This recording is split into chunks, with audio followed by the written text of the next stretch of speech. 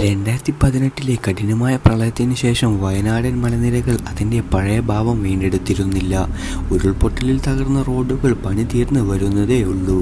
ഈ സമയത്താണ് തൃശ്ശൂർക്കാരനായ രാഹുലും ഭാര്യ അഞ്ജലിയും തങ്ങളുടെ പുതിയ ബൈക്കിൽ കേരളം മുഴുവൻ ചുറ്റിക്കറങ്ങാൻ തീരുമാനിച്ചത്.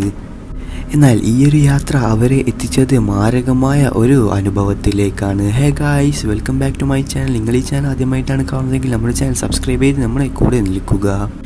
കഥ ആരംഭിക്കുന്നത് തൃശ്ശൂരിൽ വെച്ചാണ്. തൃശ്ശൂരിലെ ഒരു ക്ഷേത്രത്തിൽ പുലർച്ചെ 4 മണിക്ക് പ്രാർത്ഥിച്ച ശേഷം അവർ അവരുടെ യാത്ര തുടർന്നു. കോഴിക്കോട് വഴി വയനാട് ലക്ഷ്യമാക്കിയായിരുന്നു ഇവരുടെ യാത്ര. എന്നാൽ ഏകദേശം 200 കിലോമീറ്റർ യാത്ര ചെയ്ത് അവർ വൈകുന്നേരത്തോടെ വയനാട്ടിൽ എത്തി. എന്നാൽ മല കയറുന്നു തുടങ്ങിയപ്പോൾ രാഹുലിൻ്റെ തോളിൽ കഠിനമായ വേദന അനുഭവപ്പെട്ടു. എന്നാൽ രാഹുൽ അഞ്ജലിയോട് പറഞ്ഞത്, അഞ്ജലി, നമുക്ക് ഇവിടെ നിർത്താം, എനിക്ക് വണ്ടി ഓടിക്കാൻ വയ്യ.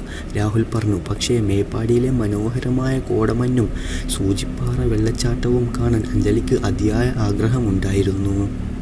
എന്നാൽ അഞ്ജലിയുടെ സങ്കടം കണ്ടപ്പോൾ വേദന സഹിച്ചും യാത്ര തുടരാൻ രാഹുൽ തീരുമാനിച്ചു. പിന്നീട് അവർ യാത്ര തുടരുകയും യാത്രയ്ക്കിടയിൽ അവർക്ക് മറ്റ് 3 ബൈക്ക് യാത്രികരെ പരിചയപ്പെട്ടു. അഭിജിത്ത്, വിപിൻ, പ്രകാശ്. അവർ തമിഴ്നാട്ടിൽ നിന്ന് വരുന്നവരായിരുന്നു. പിന്നീട് നേരം ഇരുട്ടിയപ്പോൾ കാട്ടിനുള്ളിലെ വഴിയിൽ താമസം കിട്ടാൻ ബുദ്ധിമുട്ടാകും, നമുക്ക് ഒരുമിച്ച് പോകാം എന്ന് അഭിജിത്ത് നിർദ്ദേശിച്ചു. മഴ പെയ്തു തുടങ്ങിയതോടെ കാട് ഇരുളടഞ്ഞു. വഴികൾ പലയിടത്തും ഉരുൾപൊട്ടൽ തകർന്നു കിടക്കുകയായിരുന്നു. പിന്നീട് ഇവർ യാത്ര തുടങ്ങിയതിനു ശേഷം രാത്രി 8:30 ആയപ്പോഴേക്കും അവർ വഴിതെറ്റി വനത്തിനുള്ളിലെ ഒരു ഒറ്റപ്പെട്ട പാതയിൽ എത്തിപ്പെട്ടു. ഗൂഗിൾ മാപ്പ് പ്രവർത്തിക്കുന്നില്ല. രാഹുലിൻ്റെ തോളിൽ വേദന സഹിക്കാവുന്നതിലും അപ്പുറമായിരുന്നു.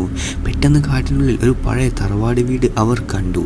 നമുക്ക് ഇന്ന് ഇവിടെ നിൽക്കാം, ആരെങ്കിലും പണം നൽകിയാൽ അവർ താമസിപ്പിക്കും, രാഹുൽ പറഞ്ഞു.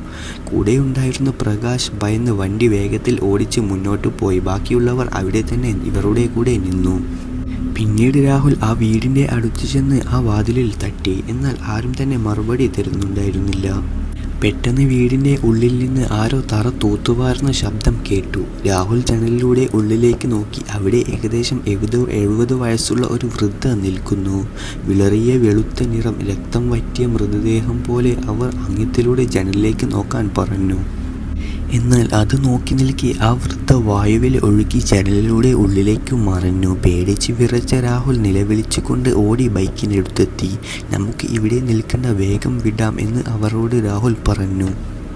അവർ ബൈക്കെടുത്ത് വനത്തിലൂടെ വണ്ടി പായിച്ചു വിട്ടു. രാഹുൽ നടുവിലും മറ്റുള്ളവർ മുന്നിലും പിന്നിലുമായി ഒരു കാവൽ പോലെ നീങ്ങി. ഇടയ്ക്കിടെ റോഡിന് കുറുകെ കറുത്ത രൂപങ്ങൾ ഓടിമറിയുന്നത് അവർ കണ്ടു. അഞ്ജലി രാഹുലിൻ്റെ ചെവിയിൽ മന്ത്രിച്ചു. രാഹുൽ, നോക്കണ്ട, നമ്മുടെ വണ്ടിയുടെ തൊട്ടു പിന്നിൽ ഒരു നീൽ നടന്നു വരുന്നുണ്ട്. പിന്നീട് ഇവർ യാത്ര തുടർന്ന് രാത്രി ഏകദേശം 1 മണിയായി. ഒരു മലഞ്ചെരുവിൽ വെച്ച് ഒരു മനുഷ്യൻ തൻ്റെ സ്കൂട്ടർ കഴുകുന്നത് അവർ കണ്ടു.